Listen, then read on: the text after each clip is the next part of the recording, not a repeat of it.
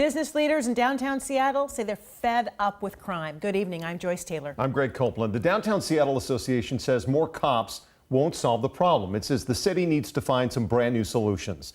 The new push comes after last month's deadly shooting that killed one and wounded 7 others. Violence, of course, has been a growing problem. The latest data from the FBI shows violent crimes are up almost 6% in Seattle. Only 4 other cities saw crime rates grow faster. In the area where last month's shooting happened, aggravated assaults shot up a staggering 31.7% between 2013 and 2018. King 5's Chris Daniels heard from the president of the Downtown Seattle Association about his pitch to major players in the business community.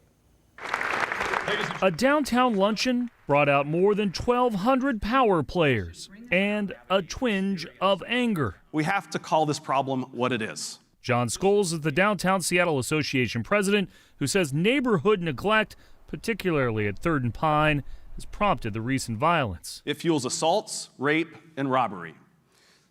Violent crime in this part of downtown has increased by more than 30% in the last 3 years.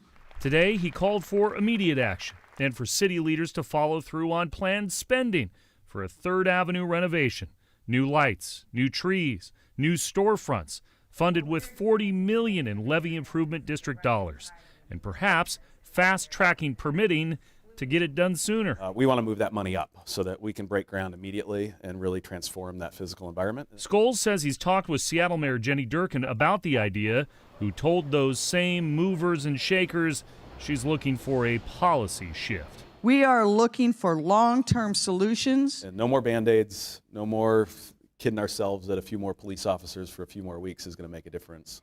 We need a comprehensive, bold, immediate plan. Scholes says he believes it is key to closing the door on 3rd Avenue's open-air drug market for good.